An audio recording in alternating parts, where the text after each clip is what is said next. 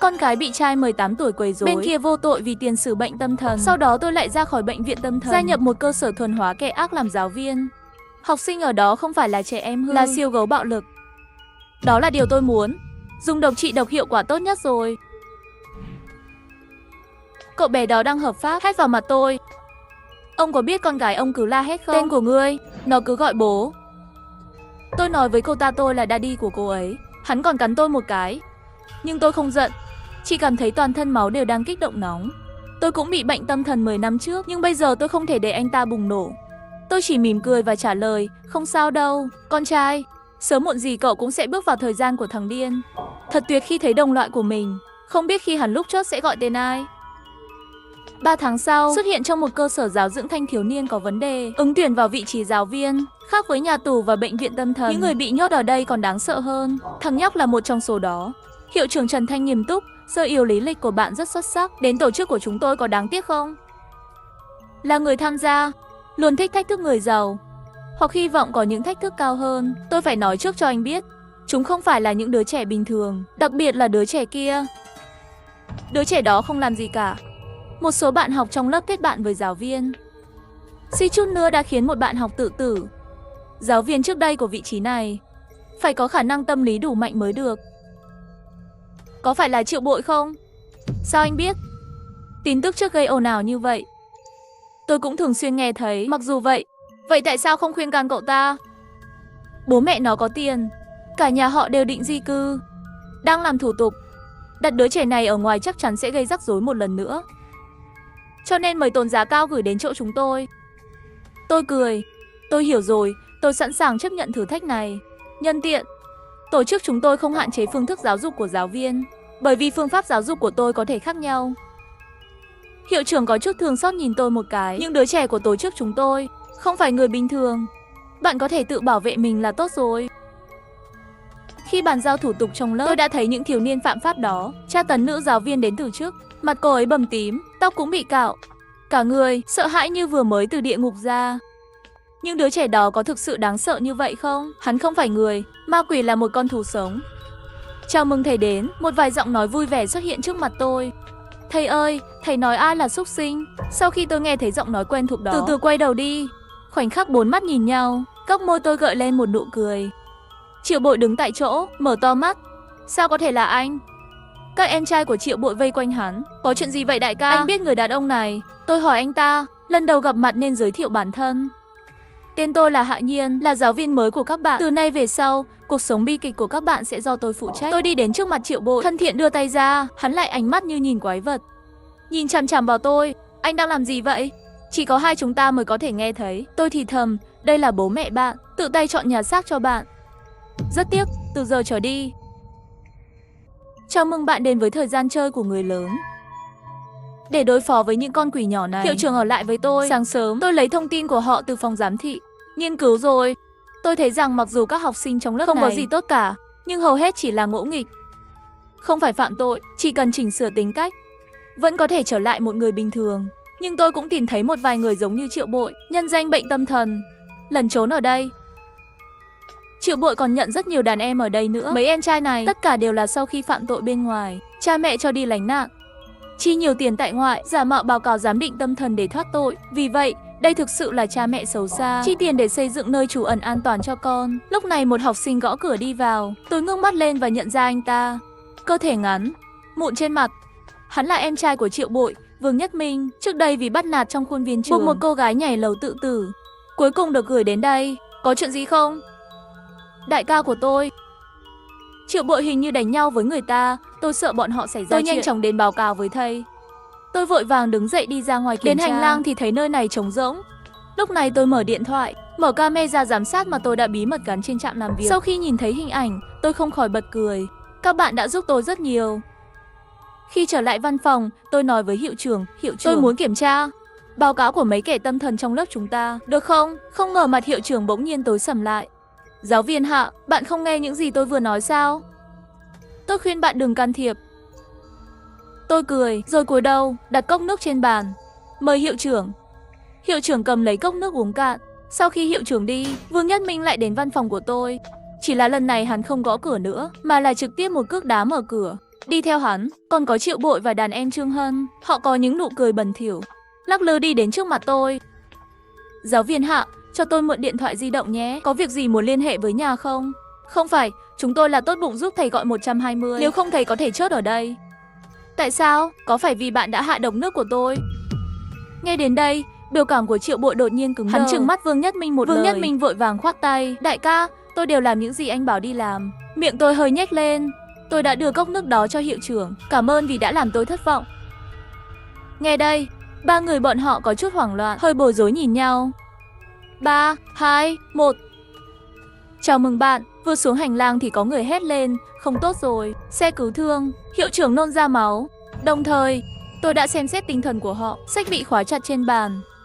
Những giấy tờ giám định này, tất cả đều ký tên hiệu trưởng. Tôi nhẹ nhàng đặt ngón trỏ lên môi. Hiệu trưởng không có ở đây, không ai bảo vệ các ngươi nữa. Bắt đầu từ ngày mai, tôi sẽ chữa bệnh tâm thần cho các bạn, được không? Nắm chặt tay, hung dữ. Giáo viên Hạ, tôi thề sẽ không để thầy thoát khỏi đây. Con gái bị thằng khốn 18 tuổi quấy rối. Nó được tuyên trảm án vì bệnh tâm thần. Sau đó tôi lại ra khỏi bệnh viện tâm thần, xin làm giáo viên tại một cơ sở giáo dưỡng kẻ ác. Học sinh ở đó không phải là trẻ em hư, là siêu gấu bạo lực. Đó là điều tôi muốn. Dùng độc trị độc hiệu quả tốt nhất rồi. Ngày hôm sau, tôi cố tình đến lớp muộn 10 phút.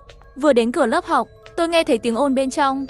Nhìn xuyên qua kính, thì ra là đám người của Triệu Bội lại bắt nạt bạn học rồi. Tôi vừa mở cửa, một chậu nước bẩn trực tiếp từ trên đầu tôi đổ xuống.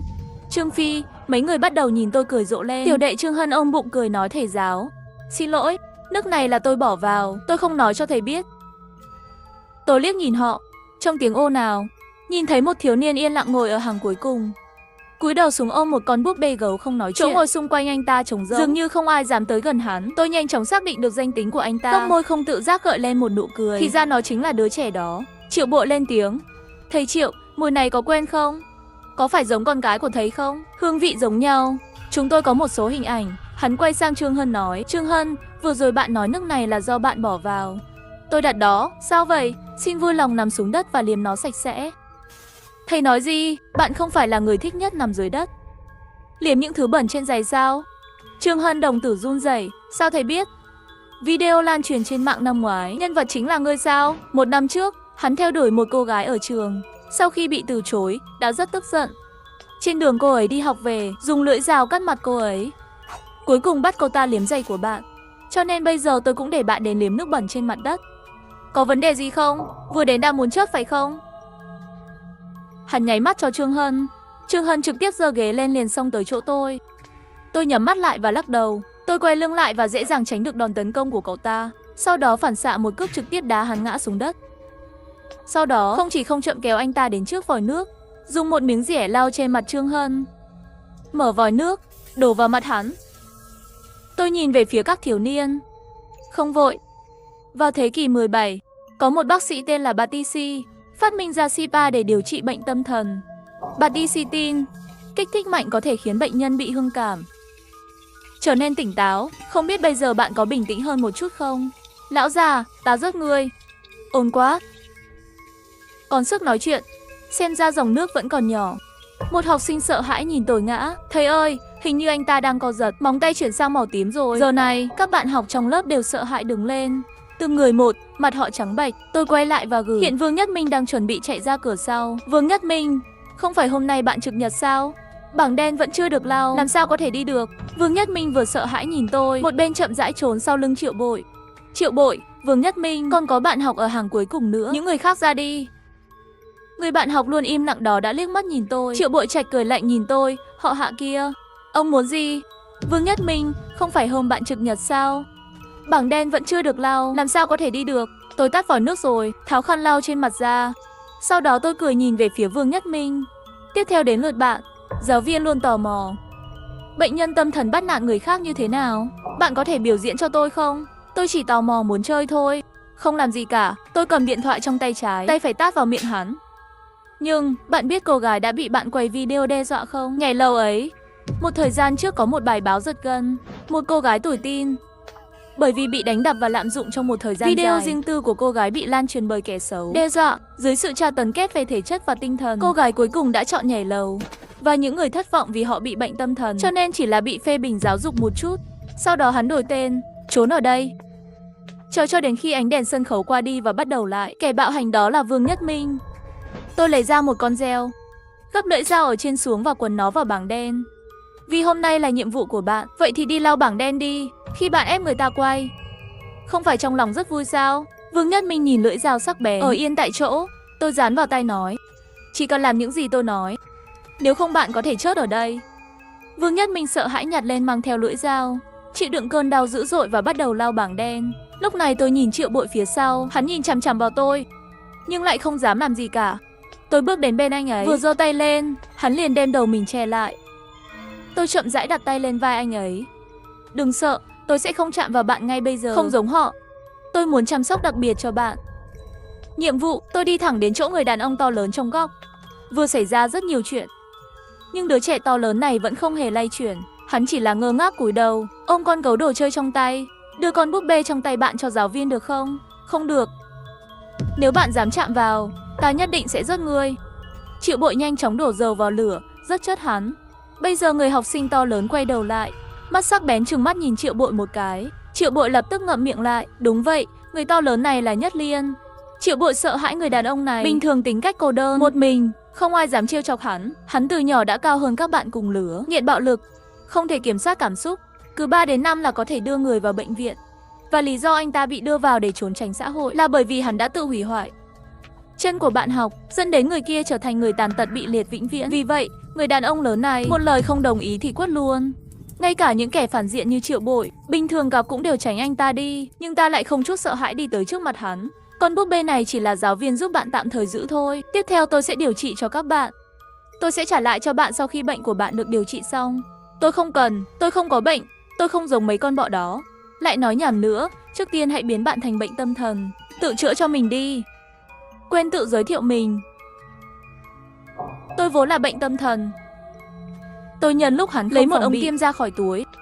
Chỉ cần đâm nó vào cổ anh ta. Đây là thuốc an thần, để bạn bình tĩnh. Sau đó đi qua, nhặt con gấu con trong vòng tay anh ta lên. Cái này tôi sẽ giữ cho bạn trước. Và khi tôi quay lại, đúng lúc nhìn thấy Triệu Bội cầm camper đứng sau lưng tôi. Xem ra vừa rồi, khi tôi đánh nhau với người đàn ông to lớn, hắn định đánh lén. Nhưng điều hắn không ngờ là người đàn ông to lớn như Nhất Liên bây giờ nằm trên mặt đất như một đống thịt thối. Đây là tôi lôi đồ đã chuẩn bị từ lâu rồi. Ghế, buộc chúng vào ghế riêng biệt. Vì mọi người đều là bệnh tâm thần, vậy thì đừng nhìn ra ngoài nữa. Cái bạn đang làm bây giờ được gọi là máy đo độ kiềm chế. Nó xuất hiện vào khoảng thế kỷ 18 để thuận tiện cho việc điều trị bệnh tâm thần của bạn. Có rất nhiều chức năng để điều trị nó. Ví dụ, bạn có thể được điều trị sốc điện, ngăn chặn nguồn cung cấp máu cho não của bạn. Nó cũng có thể đóng một vai trò trong việc tước đoạt nhận thức. Cửa đã bị tôi khóa rồi. 3 ngày tới, tôi sẽ ở trong phòng học này, chữa bệnh tâm thần cho bạn. Nếu ai đó không thể chịu đựng được, bạn có thể chọn đến với tôi và thú nhận tội ác của bạn, sau đó tự thú tội. Nếu không, tôi sẽ dùng mọi cách để giúp các bạn hồi phục.